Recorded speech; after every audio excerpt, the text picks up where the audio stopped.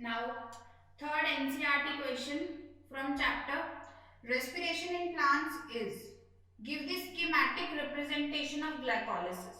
हमें ग्लाइकोलिसिस के बारे में बताना है, मतलब ग्लाइकोलिसिस का टेबल एक्सप्लेन करना है. बहुत अच्छा क्वेश्चन है ये, most common one subjective paper में. Okay, so beginning with glucose. ठीक है, ग्लाइकोलिसिस के अंदर मेन चीज होता क्या है? सबसे पहली बात, it is a 10 step process. ये 10 स्टेप का प्रोसेस होता है. नंबर ऑफ एंजाइम्स यहाँ इन्वॉल्व होते हैं. लीनियर पाथवे है ये, राइट. और इसके अंदर ग्लूकोज जो है वो पाइरुवेट में कन्वर्ट हो जाता है. Clear? So let's see. First of all beginning with glucose. Glucose से हमने क्या बना दिया?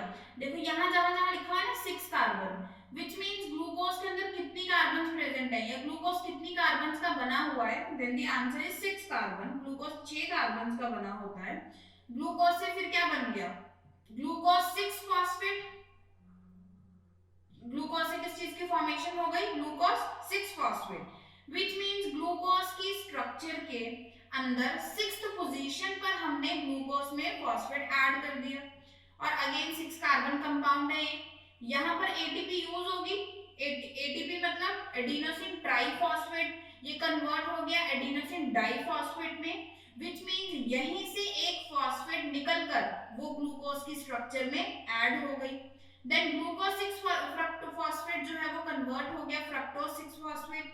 ये क्या हुआ? आइसोमरेज, मतलब कि आइसोमर जो कन्वर्जन हो गया. Glucose and fructose both are isomers, दोनों एक दूसरे में कन्वर्ट हो गए.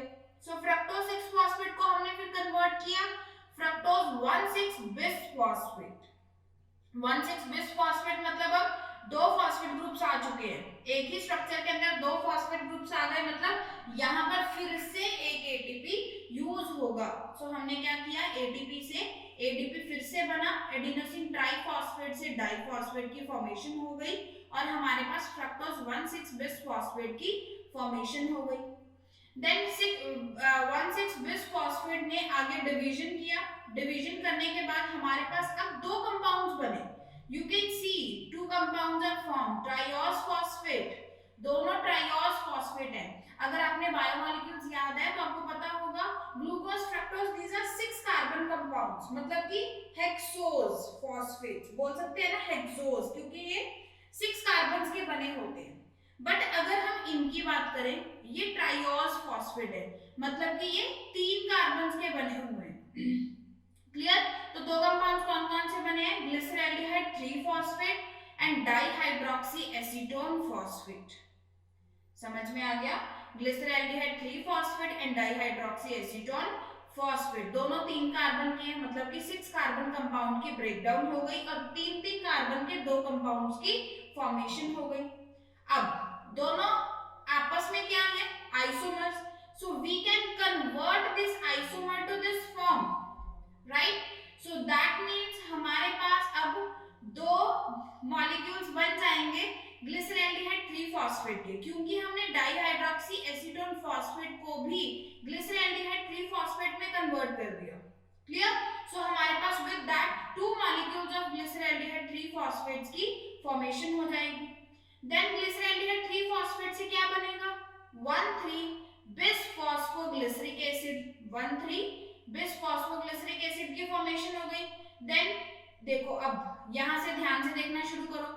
यहाँ पर क्या है? 1,3 bis phosphate, which means 2 phosphorus. अब हमारे पास उससे क्या बना? 3 फॉस्फोग्लिसरिक एसिड, विच मीन्स यहाँ से एक फॉस्फोरस ग्रुप रिमूव हो गया. जो फॉस्फोरस ग्रुप रिमूव हुआ उसे यूज करेंगे हम, तो एडीपी से एटीपी फॉर्म कर लेंगे. और यहाँ पर जब ये कन्वर्जन हुआ था, यहाँ पर NAD पॉजिटिव NADH में कन्वर्ट हो गया था, मतलब कि NAD पॉजिटिव की रिडक्शन हो गई थी. देन 3 फॉस्फोग्लिसरिक एसिड कन्वर्ट हो गया 2 phosphoglycerate, 2 phosphoglycerate 2 phosphoenol pyruvate. Phosphoenol pyruvate से पाइरुविक एसिड की फॉर्मेशन हो गई. ये आगे 2,2 क्यों लिखा हुआ है? क्योंकि 2-2 मॉलिक्यूल्स की फॉर्मेशन हो रही है. सो एट द एंड हमें प्रूफ हो गया एक ग्लूकोज मॉलिक्यूल से 2 पाइरुविक एसिड्स की फॉर्मेशन होती है. समझ आ गया? जो यहाँ पर ये वाला 2 लिखा हुआ है, इसका मतलब है कि फॉस्फोग्लिसरेट, ग्लिसरेट की सेकंड पोजीशन पर फॉस्फेट लगा हुआ है। क्लियर? सो ऐसे 2 2 का मतलब 4 नहीं समझ लेना, 2 हमेशा मल्टीप्लाई में आएगा ऐसे। क्लियर?